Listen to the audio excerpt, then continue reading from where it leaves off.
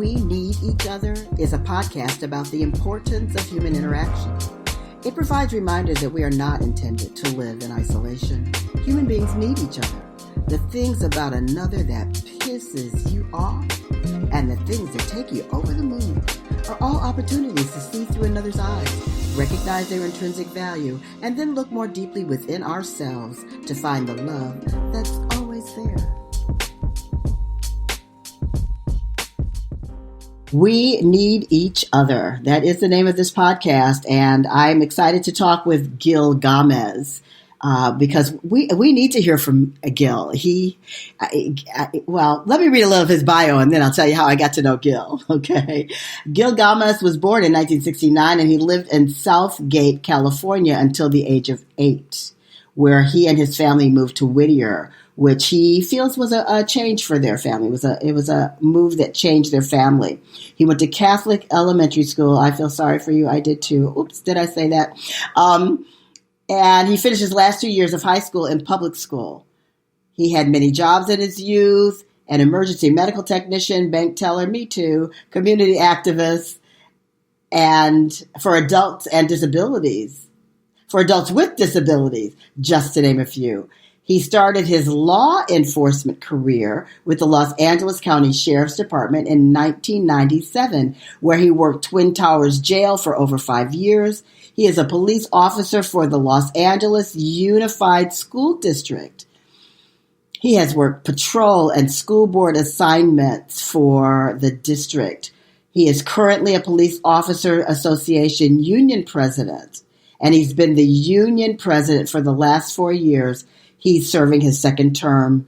He has been a police officer for LAUSD for over 18 years. Welcome, Gil. Thank you very much. Thank you. Well, I just want to tell our listeners a little bit about how this recording of this podcast came about, because, as you know, I do a web series called A Seat at the Table, which we did last Thursday. And it was the first time we had a all white panel. So it was an interesting, different conversation that we were having. And Gil was in the chat, and he was saying some interesting things that got the audience in the chat all hyped up, asking things like, is Black Lives Matter racist? And there were, there's black and white people in the chat. There's people of all colors, but particularly there's black and white people in the audience of A Seat at the Table. And they were asking, what do you mean? Where are you coming from? And, there were all kinds of questions that Gil asked. And so my feeling was I wanted to talk further with him. And we had this lovely conversation a few days ago. And I was like, Gil, if you're willing to be yourself on the podcast, I'd love to have you on the podcast. Because, as you know, I've had 2 police officers on in the past, and we disguised their voice, gave them new names because they weren't willing to speak openly and honestly for fear of repercussions. Repercussions, correct. Repercussions, yes. So I guess the first thing is, how did you hear about A Seat at the Table, Gil? 5 minutes before our webinar started, my brother-in-law called me, and he's a principal for LAUSD, and he's also part of the principals union for LAUSD. And he says, hey, I heard about this great webinar. They're going to talk about racial issues, and how people need to start working together. And I said, oh, that'd be great. I'll go on. Is it interactive? He says, I don't think so. And then 5 minutes later, I clicked on. I set up my laptop in my kitchen, and I started listening and watching, and I was ready to learn. And that's how I found out, through my brother-in-law. And so, in our conversation, you said you bullied your way to the top of the chat. Yeah. Explain. Yes. Explain. So, when you're on these webinars, it's non-interactive, but you can go in a chat group.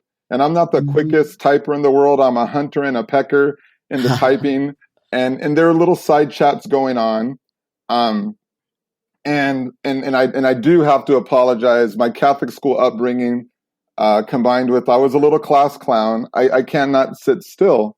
And when I hear something, I tend to speak my mind, and I try to be polite about it, and that's probably why I'm the union president as we speak right now.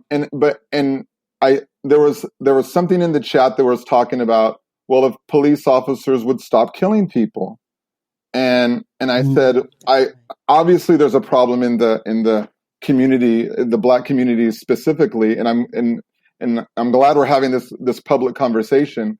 But if you look at the CDC reports, they will say that only 1% of deaths are responsible are from police officers, at the hand of police officers, and 70-something% come from the community. And I reiterated and I said we need to help the community. And then of course a lot of questions back and forth.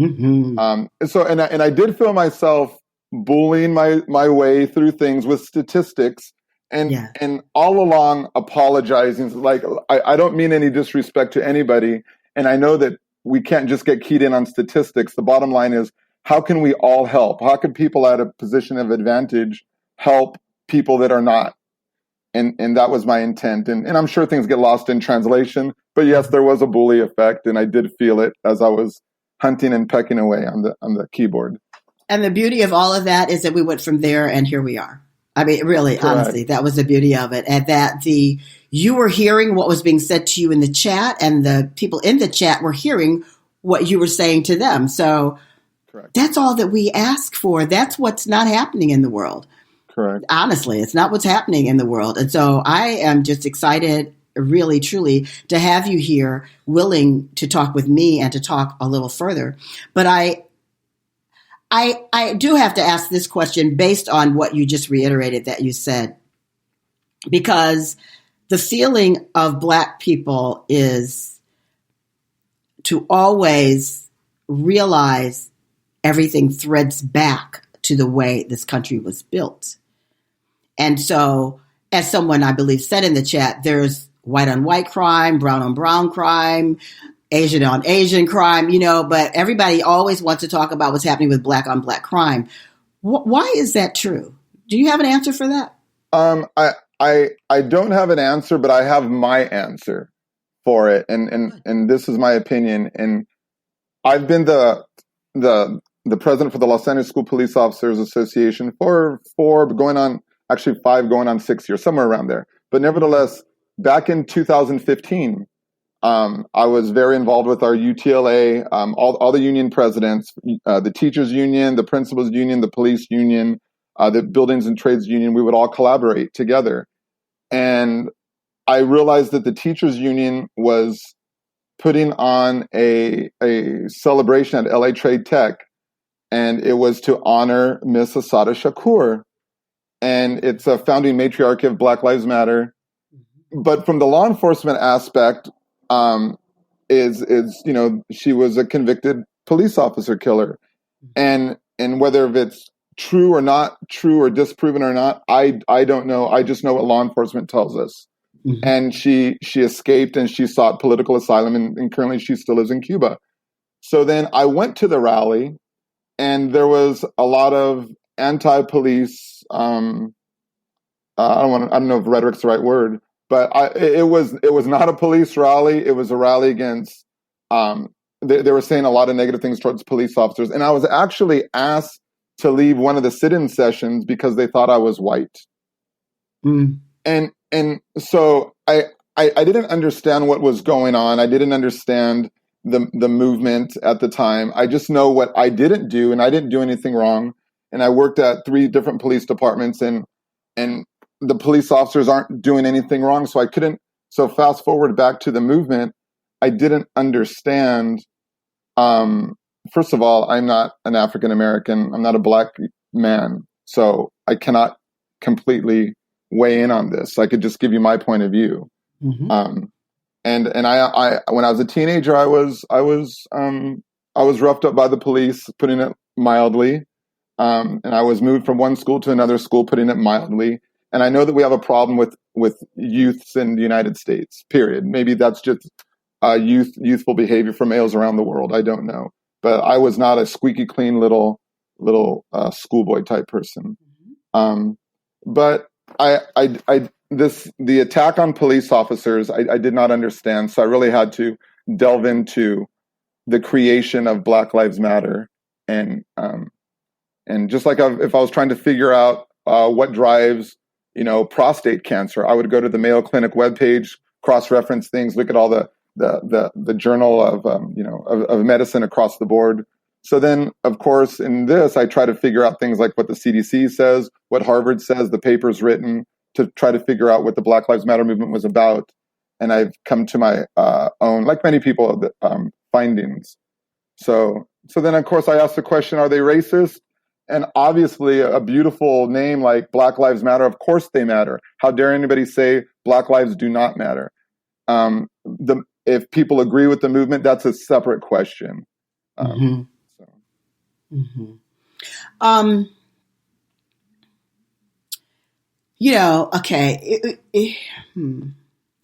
There's still the need to go further, because if you go to the creation of Black Lives Matter as an organization, or just as an organization, why did it come about in the first place? It threads all the way back to the policing of Black people who were enslaved. And I think that's the point that not only Black people in the chat, there were white people also. The people were trying to assist in understanding that this is a system of racism. And so often we look at a portion of it and try to make sense of it, but you can't make sense of the portion if you don't make sense of the whole picture. Because, I actually had a woman who was a guest on the podcast some time ago, who talked about how if you look at the policing of runaway slaves and you realize and come all the way to today, it is the same policing. It's the same policing. And if it wasn't tainted in some way, then a Black person shouldn't have to walk down the street and be in fear if they see the police, or be in their car. Me, the law-abiding citizen, when the police pull up next to me at a light, I am very aware. I am hypersensitive. And that's just not something that should exist. And that speaks of there being a bigger problem. And the system of racism has placed drugs in the Black community, has placed guns in the Black community, has redlined us into specific areas that has created tension. So, yes, there's Black on Black crime, like there's every other race on itself crime. And a lot of it has been orchestrated to be that way. Do you believe that's true? I heard the term "a lot to unpack." Yes, you've said a lot right now. The first thing I'll address is at 51 years old, I'm a 6'2", 250-pound Hispanic male that probably looks more white than Hispanic, depending on who you ask. I am afraid when the police officers drive up next to me. I'm not afraid of being killed. I will say that. I'm afraid of getting a ticket. I'm afraid of something. I've always been afraid of the police officers. And I think and once again, I'm not the spokesperson for all cops around the United States or the world. And I'm not asking you to be. I'm just grateful that you're speaking your perspective. Correct. And I think it boils down to two basic ideas: being afraid of the police or respecting the police. Either way, when you are in the police, if you're being detained by a police officer or you're in their area, you act a certain way. You just do. Whether it's for fear of getting a ticket, whether it's for fear of I have warrants, whether it's for fear of I drank at the Super Bowl party and now I'm driving my friend to the doctor or something benign, and the people are afraid of the police, and myself included. And I drive around with my plates. If the police officers run them, they will find out I'm a police officer, because that's the way it works. and with a badge in my pocket. But still, I slow down. So everybody, if they're honest with themselves, the police affect the police car, the black and white police car, especially in Southern California, and the uniform has a specific effect. And the reason why it has that effect is because the lawmakers, the people that create the laws, and the people that vote for them, and however that process works, all depends on the police officers to uphold that law. Once again, I will be frank. I was beat up by the police because I was fighting at a party when I was in high school, and I was not acting right. I as a grown man, I could say nobody should ever touch a child. Tell you the truth, I was benching close to 400 pounds because that's what young testosterone does to you. And I was a big old wrestler kid. I'm not saying I deserved to get beat up, but I believe 10% of everybody, 10% of police officers, 10% of teachers, 10% of clergymen go too far, break the law, and are basically sociopathic if you really want to get psychological about it. And police work is no exception. But we should judge the police departments by its great body of work, not the small amount. But I ran across Chris Rock, and these darn comedians put it so crisp and so exact. And I'm going to misquote him, but he said something to the effect that some jobs you can do all right most of the time.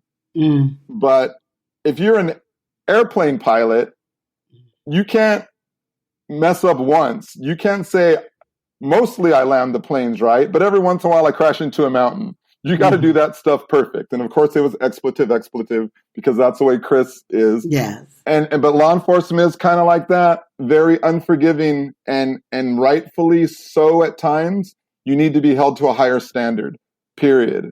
And that's why they do psychological tests. That's why they do lie detectors before you get the job. That's why they do all those things.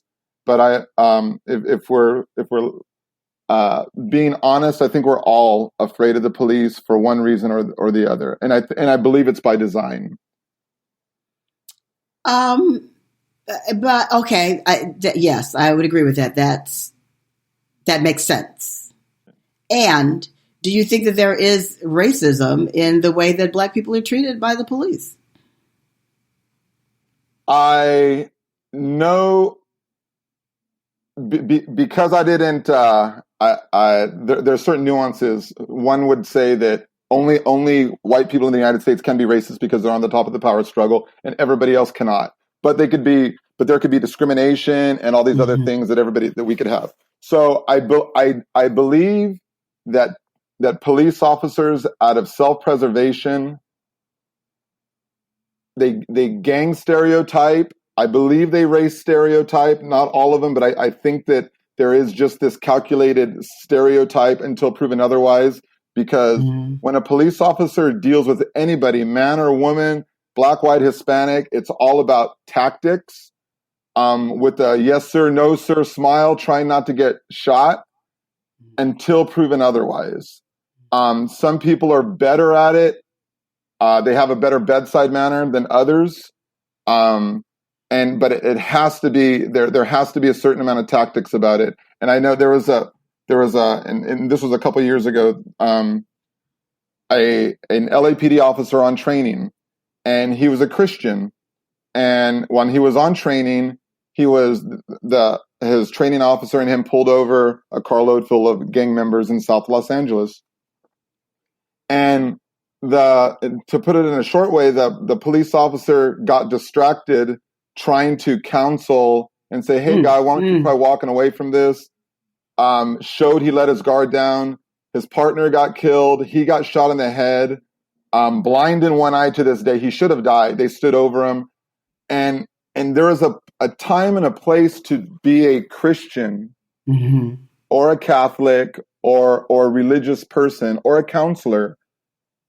But in police work, you have to be a police officer first, with all the rules, and the rules are pretty protective. The rules do not say go out and hunt down people and kill them. They do not say that. They're put in place to keep everybody, the police officer and the person who they're dealing with, safe until proven otherwise. And it just has to be like that.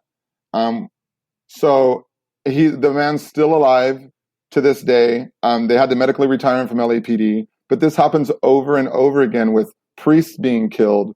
The person who arrested me was blind in one eye. I'm sorry, that didn't arrest. The person who picked me up, my background investigator for the LA County Sheriff's Department, he pulls up and he ran into my trash cans because he was blind in one eye, because he and the priest went down to try to convince some gang members to find the right side of the Lord. The priest was killed and he was left for dead, but shot in the head and left blind in one eye. So these are the examples that law enforcement has. It doesn't mean that it's all out police against everybody else, nothing like that. But there is a reason why there is this hypervigilance, this protective tactics that police officers use. But they should not be mean. They should not be racist. But there is, I'm sure, a certain amount of stereotyping. And I think we all do that. If we could be honest with each other, we all put on our game face depending on which crowd we're walking into. I mean, I work for LAUSD. I work with educational people that don't like paramilitary people. I'm a paramilitary person that works for a highly liberal institution, and there's that sort of discrimination, I believe. But I'm not going to disagree with you. Yes, I believe there is racism in law enforcement, but I don't think that it's. I think that it is that way across all careers.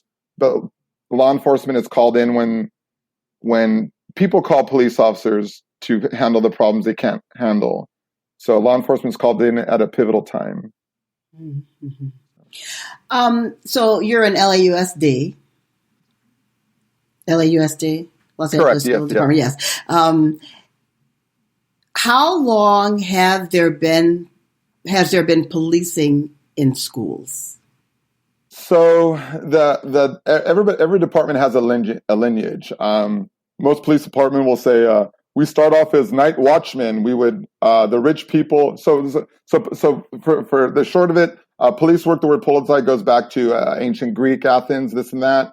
The rich people hired or they took slaves to protect their assets, and they used those slaves as their guards, as their fire department, archers specifically to keep people in check or for the most part protect their assets. So there have been police officers around the world, and it started with asset protection. So fast forward to LAUSD. The way that this police department started is, I think it was 1947. Education is predominantly female. Teachers were predominantly female. Maybe they were the smart ones.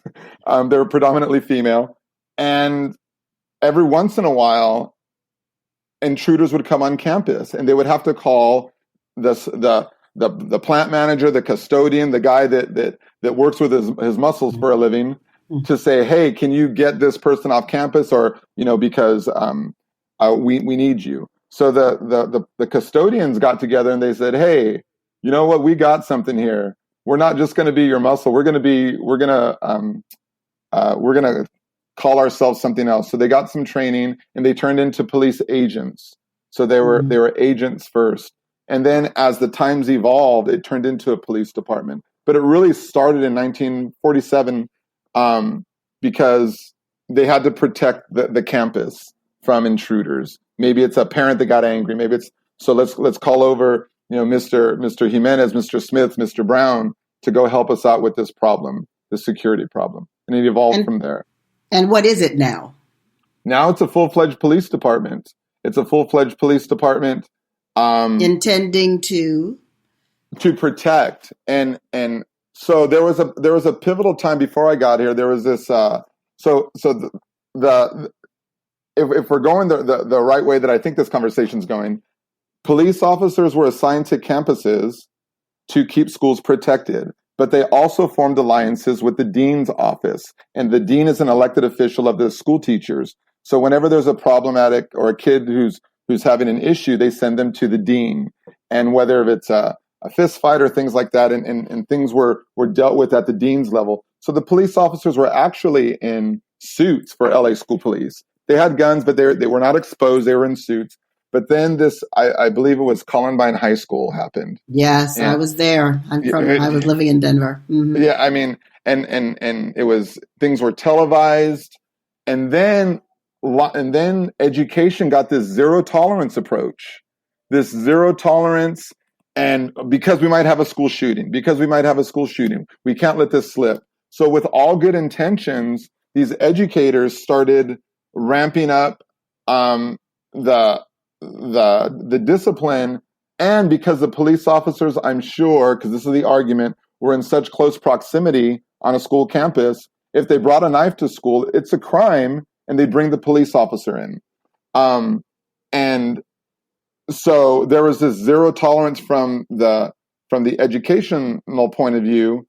I don't think it was ever there from the police point of view, because at that time, police officers would have an individual and detain them and then call LAPD.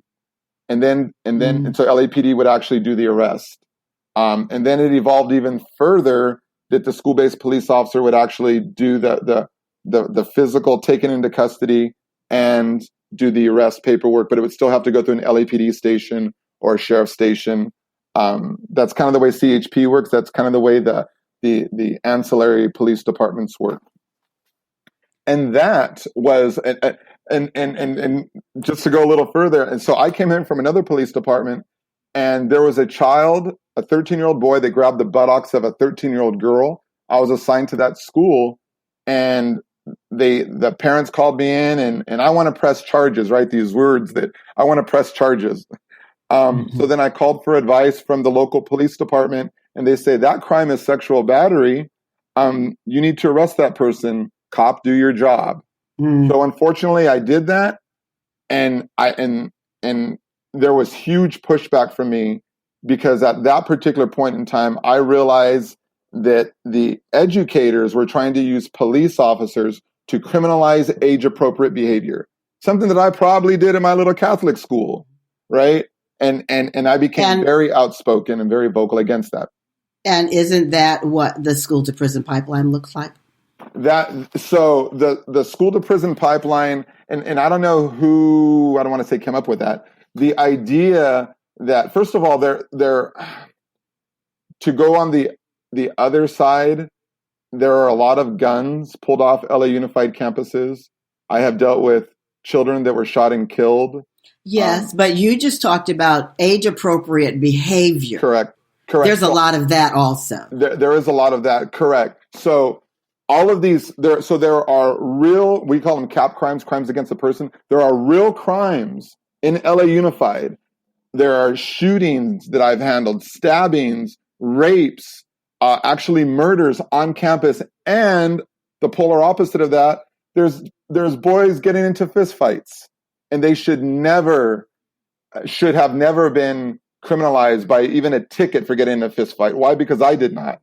But when we're talking about victims' rights, the other more aggressive crimes, yes, that has to be in the hands of a police officer. And what about the babies? What about our babies that are crying and having a tantrum in school? They don't use regular handcuffs, but they have these ties, zip ties, and haul them off. How's that justified? So I'll say this. I have never remotely seen anything like that at all, but I have watched television and on the news, and I've seen a big strapping deputy sheriff in another state pull a cell phone away from a girl, flip her desk over as the girl's holding onto the cell phone and grabbing that. And I have invited professors from LMU and UCLA to come in right along with our guys, and they said, Gil, that person is the poster child for police officers in schools. You have to realize that. And that never happens in our schools. But but it does happen. It absolutely happens. Correct. But that's one incident. There's been many incidents. There's been babies that are arrested because they're being normal. I told the story once about I did a panel on the education system, and I talked with my sister. I'm the youngest of three. We grew up in Chicago suburbs. And I was asking her about when they went to kindergarten, because I remembered my experience in kindergarten. She and my older brother had gone to a different kindergarten from me. I never knew that until a few years ago. But she was saying when my brother, she's the oldest, he's in between us. When he came to kindergarten, he couldn't stop crying. He cried and cried and cried and cried. And they took him to her classroom to help him calm down. That would not happen today. My brother would have probably been hauled off because he's having a tantrum and they can't control him. But it's simply because he's just started school and he misses his mother. That's normal behavior. There should be people in school. There should be some kind of a system that can help a child who's having a normal experience in school. Because we can talk about these severe cases, but there's a lot of the others as well. And that is where the school to prison pipeline terminology came up. Not from the ones that are really gangbangers or having serious crime issues, but our innocent babies that are being taken to prison. So I'll say that jail. There's three things that I wrote down. As an example, there is an airport police officer that is assigned to work the airport. His job is to know the pilots, the stewardesses, the clientele that he or she deals with. He or she, that police officer, does that job better than anybody. There is a school police officer that was right out of the police academy, was trained to deal with children, parents, the administrators, everybody. And that person understands the school culture to the utmost. There are municipal police officers out of the same academy, and those people are not trained to work in airports, and they're not trained to work in schools. They don't understand what an educational IEP is. They don't understand issues of age appropriate. They only go letter spirit of the law. And I'm not saying they're not good people, and I'm not saying they can't morph themselves into what they should be doing, but they are not taught as such. Just so the school police officers know exactly what they're supposed to do. I've never seen anybody treat an elementary school person in a negative fashion at all, or anybody. But a discipline issue that a person was acting out, a police officer is never called. And actually, I don't even think they're called in high school for these things. I mean, it all figures itself out. Everything is, and I'm going to talk about 2011, but everything gets filtered through the dean's office, through a dean and a dean of discipline. The police officers drive around the campus, and if they say people doing drugs, and if they say people with weapons, this and that, they'll deal with it, whether if they go to that school or not. But for the most part, 80% of all contact comes from the dean's office. And the deans have very specific rules through things called restorative justice, when they should even bring a police officer in. You could bring him in as a human being, but to say, hey, little Johnny committed this crime. In 2000, first of all, I agree that the pendulum went too far, because I arrested a little boy for grabbing the buttocks of a girl at 13 years old, because that was the advice that the local municipality, the LAPD, said to do. That law was created for somebody that grabbed my mother's, or an adult person, some weirdo, not some age-appropriate 13-year-old boy. So there was huge pushback from me, and I'm glad these things got straightened out somewhere around 2011 with something called restorative justice. So the combination of restorative justice means that educators got some sense back into their head and stopped trying to criminalize, combined with something called arrest aversion. Even if there is a crime with a victim, a battery, something, as long as it's not horribly heinous, we could suspend that through the Department of Probation and not process it. A report will be written. So the combination of restorative justice in LA Unified and arrest diversion that was implemented somewhere around 2011 is really protecting children. So we're actually pushed back and actually protecting them a lot more than we ever did before, prior to this. There's a lot of controversy, however, about policing in schools, yes? There is, and there should be, and anybody with this much power, we'll call a police officer, there should be a system of checks and balances, and departments should welcome it with the utmost transparency. And I'll say this. I know our department's record, and we have been defunded 35% ever since the horrible death of George Floyd. They've taken an incident, the sins of another department, the perceived sins, because that's up to them and their union and their policies, the perceived sins of another department, and they've conflated it with our department. And next thing you know, we're defunded too because somebody else is committing sins. We have a very good record. Our school board even admits we have a very good record, and we've been getting better and better and better. We still need to change. There still needs to be reform. How dare anybody say that police departments do not? We just need to. We need to constantly evolve, constantly reform, and we need the help of other peoples through things like cross-pollination. You can't take a cop to go fix cop stuff. You need outside people to help fix. There's a saying: to a hammer, everything's a nail. You can't just take this inbred of anything. Education could stand to learn from other disciplines. Yeah. So something especially as serious as police work, and especially with all this, the national attention, you need to get people from other disciplines to weigh in, and we all need to come to the table. And that's why your webinar was so beautiful, because you were truly asking for people to come to the table. So, and I took the bait. And I love it. I'm glad that you did. I'm glad that we're having this conversation and that there's clarity, and there's certainly clarity on my part, and hopefully there's clarity on your part. I do want to ask the question: how has the defunding of the school police affected you? Where did that money go? What's it doing if it's not assisting you? And how has it affected you? So there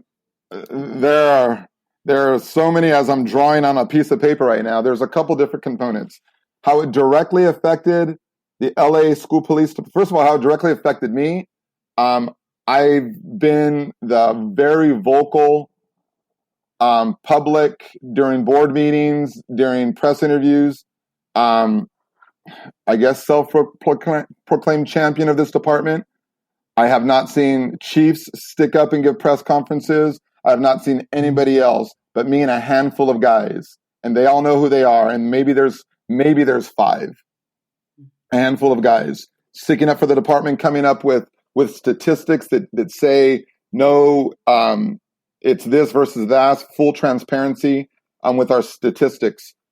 And then the morale of our department sunk, and we lost that out of our 300 and maybe 50 sworn police department. Wow, we at least 60 people in a very short amount of time went to other police departments, and more to go. They're all in what's called the lateral process, processing out. Most of them LA Unified, born and bred. In our department, probably because of the school police department, well over 60% of them have their bachelor's degrees. And these guys and gals are leaving. And the youngest one, the old tired guys, we're all staying. It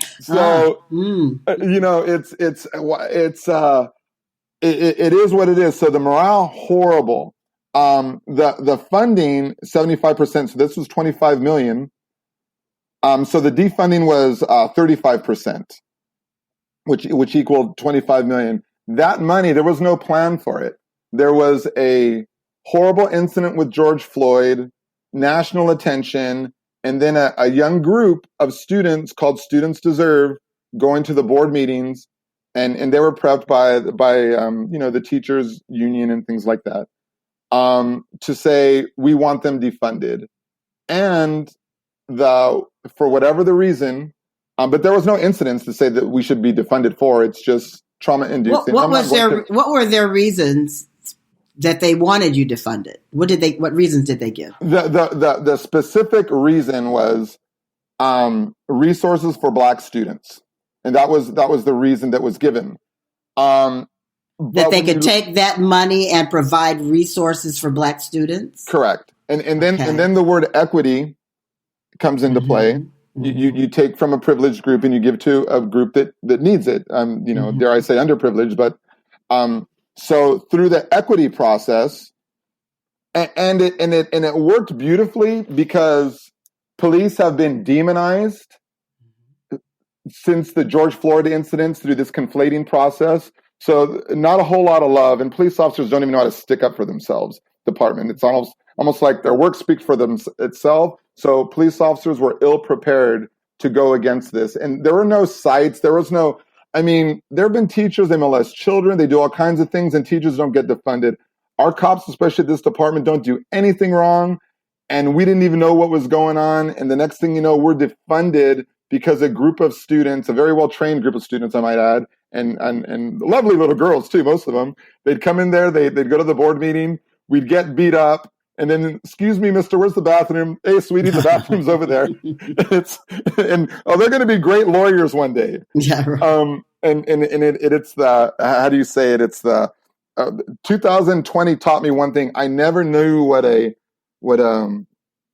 community organizer was. But oh my God. And I heard Barack was President Obama was a community organizer. I had no idea that is the most powerful person out there.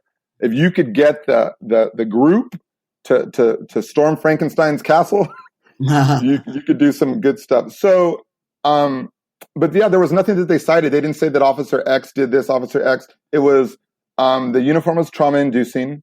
These are the same people that kill. Not to minimize anything about death, actually, but they look just like the cops from LAPD that rush my neighborhood. Get them out.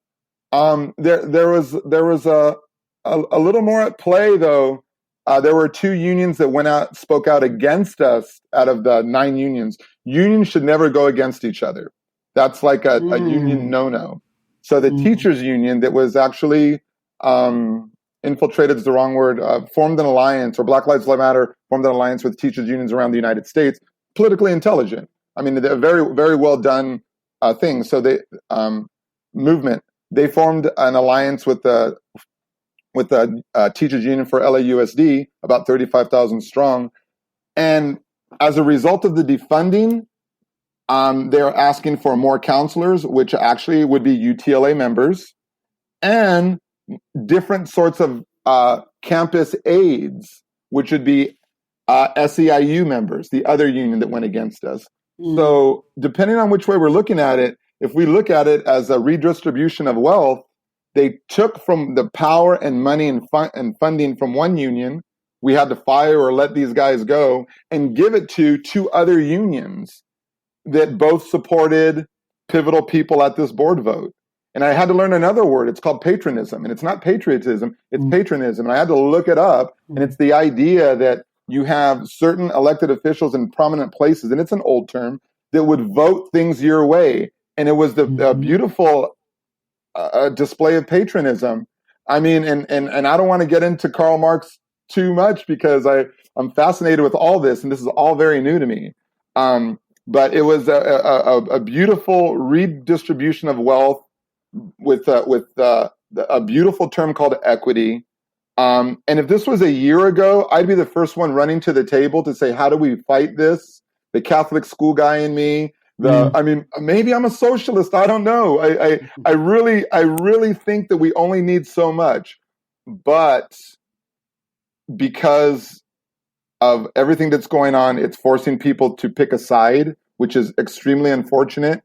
And my side is protecting the police officers that they elected me to protect them. And during COVID, not one of my members can go without their medical, their salary, nothing. They didn't do anything wrong. And my job is fight tooth and nail in a respectful way to save their job. And yet, if resources are going to help Black people who need help, then there is something that is equitable about that, right? Correct. But I'll say this. At the board meeting, and when we were able to go live, a board member says, let's get the $25 million, because they were stuck on $25 million, $25 million out of this pocket. And another board member says, no, we'll take that too. But the intent was to defund. And they weren't using the word defund. They were using the word disband at first, and now it turned into defund. And you have to forgive me, and I don't mean to get so political, because I'm not a political person. I'm a moderate Democrat. who I'll vote. People are so in awe that people voted for this Trump guy, and I shouldn't disrespect, but the movement that they saw made people pick sides, and the defunding of the police. I mean, I think Kamala was a prosecutor, and 6 months ago she's saying it needs to happen, and everybody's talking. And Biden wrote this 94 crime bill, and it's like, no, you're forcing good people on both sides to build bunkers and not bridges, and that is so. It's no wonder why families are divided. Why the young people specifically don't agree with the older people, because the young people are maybe going to school and learning things and know how to manage social media. If our president was a nice, humble man, Patrice's BLM movement would not have taken hold. The president's meanness, brashness, arrogance created a void, and our leaders need to be nice. And we don't have a nice leader, it frustrates people. And especially if that guy's a billionaire, no, it frustrates. If he would have just learned how to be presidential, we wouldn't have had this issue. But it was what it was. All president, a Ronald Reagan, a Barack Obama, somebody just act damn presidential, would you? That was a huge part of the issue. And yet, who Trump is and what he opened up is actually very beneficial, because conversations like these are happening, because there's a recognition of what already existed that we pretend like he had something to do with. It was there. He just pulled up the rug. Correct. And it all came scurrying up the Capitol building. Correct. Right. Yeah. With the damn police flag. Why did you do that for, guys? Right. So police flags must be racist. I mean, right. It is what it is. You with your webinar, you did the opposite. You were not trying to build a bunker. You were trying to build a bridge. As I forced my way to the front of the line, you said, "Hey, Gil, you seem interesting enough. Let's talk." And then we went on a Zoom, and maybe you realized I wasn't. I'm just some guy trying to have a conversation, and and I do have a job to do, and I'm the union president and things like that. And one of the things that you said in our conversation when we Zoomed, and I'm not going to say your words right, but you were basically saying, as a police officer and years in being police, you have this perspective that is important for you to have. Yes. And yet you have a desire and a willingness to look outside of that perspective to take in other truths and other possibilities and other perspectives. Yes. 100%. As a union person, and my guys probably get frustrated with me because I don't allow anybody to feel like a victim. We've been defunded. Woe is me. No. Your cops act like it. Act like the heroes you think you are and you're supposed to be. We will get through this. I have, and I'm probably going to mess this up, but I have a problem, and I'm not saying this is the absolute case, but I work for a district that is very quick on making people victims so the politicians could come in and champion them. It's almost like a guy who wants to be a firefighter lighting fires, and then he puts it out to show that, hey, I'm a firefighter too. Because we're dealing with a real issue. And once again, there is a huge issue that needs to come to the forefront, and we do need to talk about. And it does have the R word, and it is racism. I listen to other people because I listen to Joe Rogan podcast. I listen to a very, very male, show you how to be a man while being a good person podcast. And there was a young black man on there. He says, we are the descendants of kings and queens. What are you talking about? Did you know that black people were here in the Americas before Columbus? Just look at the Olmec heads. Look at they're black people. They're black folk. This is and there was talking about the hypotheses of the current from West Africa over to the Americas, and how it's closer in proximity than Spain is to the West Indies. All true, all very, and this is a very popular at this point a theory, but history is written by the victors, right? So who wrote our history? We don't know. We do know who wrote our history. God bless them all. But so the idea that people feel like they're victims, that has to stop. We have to figure this out.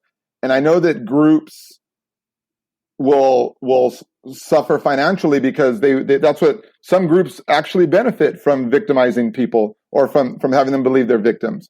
But emotionally, we need to know who we come from and what kind of stock and lineage we come from. And I would love to go to those beautiful seminars and conversations and say, let's talk about the beauty of being you. And then you will see some little boy or girl saying, I didn't realize that the Egyptians or the Northern Africans brought the guitar and algebra to Spain, or sailed down the Nile on rattan boats that could have made it across the Atlantic. I mean, and just to see somebody say that's my history. I didn't know that I had these superhero genes in me.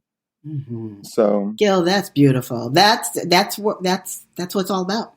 Yeah. That's what it's all about. We have to stop being victims. We have to stop giving our attention to that thing out there and give that attention to who we are innately and who we can hold our head up to walk as, and then everything shifts and changes. And so that's why I am grateful to Donald Trump for what he has done. I don't like him, but I love him, as one human being to another. I do. And I have prayed for him many, many, many, many times. I continue to pray for him now, even though seeing him in handcuffs might be interesting. But I am grateful. I am just so delighted that we were able to do this, because it is true we need each other. It's true that the beauty of your being willing to open up and share from your perspective, because we need to hear from your perspective. And most police officers just won't talk, So I really appreciate your sharing what your world and your dynamics of your world are. And I appreciate your willingness to open up and expand and understand beyond that world, and to assist other people in seeing beyond that world as well. So I wish you the best of everything, and to know that we're having a part 2 to that panel on February 4th. So hopefully I will send you the link. And I will be listening. Yes. Okay, they'll be looking for you in the chat. Oh my God, there's Gil Gamez again. Right. I'll type "no reason to bully my way." But I thank you. You're doing a very good thing, and I appreciate that. You need to get on a Zoom. We need to see. You're a very expressive person. I think that people aren't capturing the full you in doing this. So I'm working on it. Very good. Okay. Thank you, Gil. Thank you very much. Thank you so much. Have a wonderful day. You too. Bye-bye. We'll talk soon.